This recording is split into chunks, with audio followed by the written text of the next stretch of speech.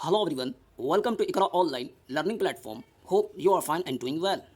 तो दोस्तों, आए दिन आप सभी को न्यूज़पेपर के टाइटल पर, सुर्खियों पर यूपीएससी से रिलेटेड कोई ना कोई न्यूज़ ज़रूर मिलते होंगे.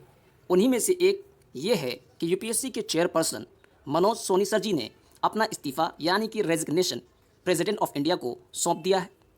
तो आज के लेक्चर में हम इस बात पर फोकस करेंगे कि यूपीएससी के चेयरपर्सन को कौन अपॉइंट करता है और इसे रिमूव कैसे किया जाता है, और इसी के साथ साथ यूपीएससी के इस्टेब्लिशमेंट से लेकर इसके फंक्शंस, और इसी के साथ साथ यूपीएससी के रिगार्डिंग वो कौन कौन से प्रावधान और प्रोविजंस कॉन्स्टिट्यूशन में जिक्र किए गए हैं, इन तमाम चीज़ों को आज की वीडियो में कवर किया जाएगा.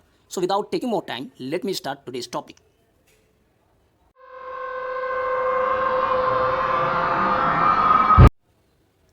तो गाइस, सबसे पहले यूपीएससी के रिगार्डिंग परिचय को देख लेते हैं. यूपीएससी का फुल फॉर्म है the union public service commission, यानी कि संघ लोक सेवा आयोग. तो यूपीएससी ये इंडिया का सेंट्रल एजेंसी है जिसे सिविल सर्विसेज और अदर सेंट्रल गवर्नमेंट जॉब्स के रिक्रूटमेंट के लिए वेरियस एग्जामिनेशन को कंडक्ट करवाने की अथॉरिटी दी गई है, यानी कि ये सिविल सर्विस एग्जामिनेशन को कंडक्ट करवाती है. तो चलिए अब हम यहाँ से यूपीएससी के रिगार्डिंग इसके इस्टेब्लिशमेंट, फंक्शंस, चेयरपर्सन अपॉइंटमेंट और इसी के साथ साथ कॉन्स्टिट्यूशन प्रोविज़न को भी देख लेते हैं. इस्टेब्लिशमेंट.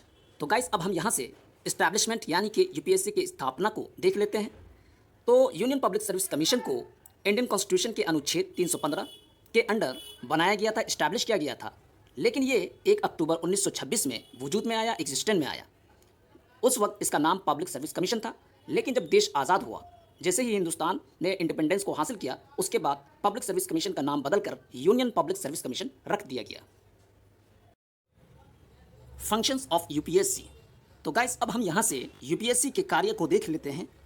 तो आप सभी को मालूम होना चाहिए कि यूपीएससी के फंक्शन, उसके कार्य को इंडियन कॉन्स्टिट्यूशन के अनुच्छेद 320 के अंदर आउटलाइन किया गया है, जिक्र किया गया है.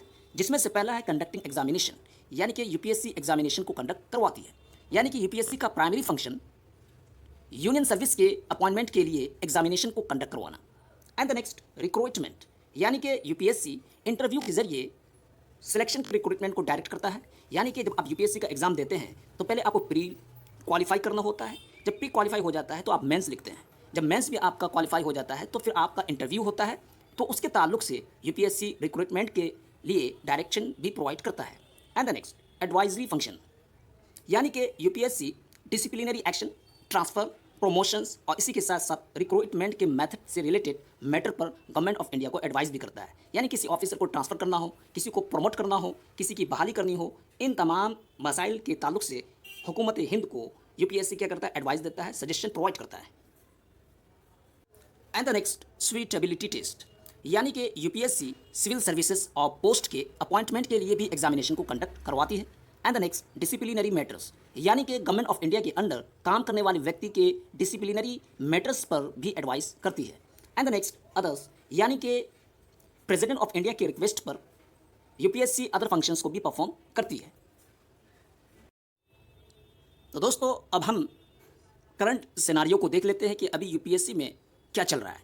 तो जैसा कि मैंने आपको बतलाया था कि यूनियन पब्लिक सर्विस कमीशन के चेयरपर्सन मनोज सोनी सर जी ने अपना रेजिग्नेशन यानी कि इस्तीफा प्रेसिडेंट ऑफ इंडिया को दे दिया है.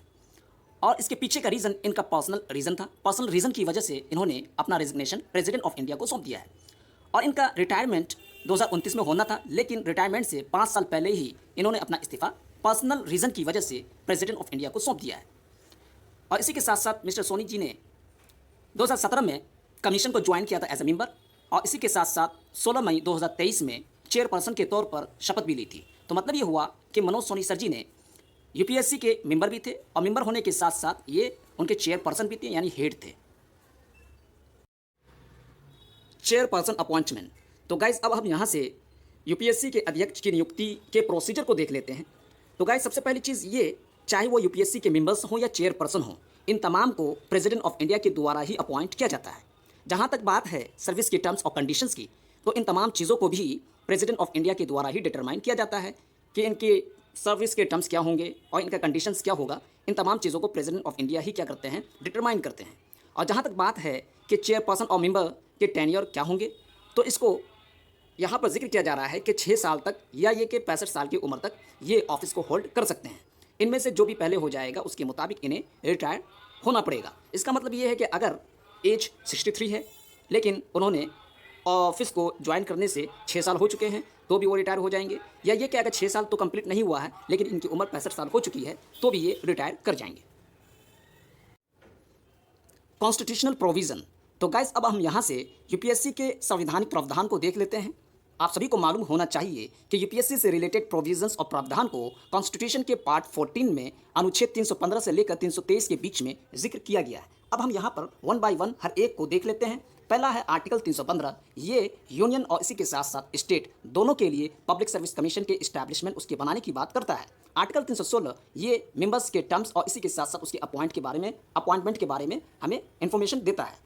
And the next article 317। Article 317 ये एक पब्लिक सर्विस कमीशन के मेंबर्स के सस्पेंशन और इसी के साथ साथ इसके रिमूवल की बात करता है। गाइस यहाँ पर एक पॉइंट को माइंड में रखना ज़रूरी है कि यूपीएससी के चेयरपर्सन को उनके पोस्ट से रिमूव करने के लिए जो ग्राउंड होता है वो मिसबिहेवियर होता है, यानी कि मिसबिहेवियर के ग्राउंड पर president of India supreme court of India के इंक्वायरी और उसकी स्क्रूटिनी के बाद ही रिमूव कर सकते हैं। And the next article 318। Article 318 ये कमीशन के स्टाफ मेंबर्स चेयरपर्सन्स के कंडीशंस के रिगार्डिंग रूल्स और रेगुलेशन बनाने की पावर की बात करता है। And the next article 319। तो गाइस आर्टिकल 319 प्रोहिबिशन की बात करता है, यानी कि ऐसे व्यक्ति का ऑफिस को होल्ड करना कि जिसे सीज कर दिया गया हो, जिसके मेंबरशिप को सीज कर दिया गया हो, ऐसे व्यक्ति का ऑफिस में बने रहना के प्रोहिबिशन के बारे में जिक्र करता है। एंड द नेक्स्ट आर्टिकल 320, यानी कि आर्टिकल 320 ये पब्लिक सर्विस कमीशन के फंक्शंस यानी उसके कार्य के बारे में हमें इंफॉर्मेशन देता है।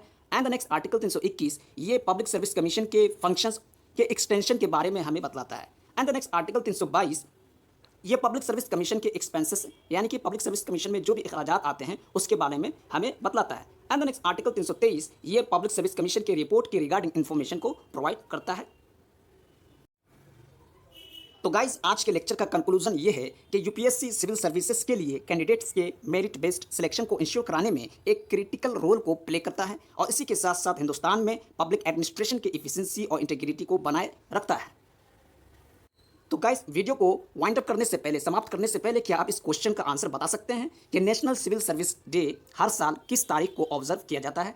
आप इस क्वेश्चन का आंसर कमेंट बॉक्स में दे सकते हैं और इसका एक्यूरेट आंसर मेरे टेलीग्राम चैनल पर मिल ही जाएगा। टेलीग्राम चैनल का लिंक डिस्क्रिप्शन बॉक्स में प्रोवाइड किया जा चुका है, आप वहां से ज्वाइन कर सकते हैं। तो गाइस अगर वीडियो इन्फॉर्मेटिव यूजफुल लगी हो तो ज़्यादा से ज़्यादा लाइक करें, अपने दोस्तों साथियों और फ्रेंड सर्कल में ज़्यादा से ज़्यादा शेयर करें और सब्सक्राइब करें। तब तक के लिए take care, thank you very much, bye bye.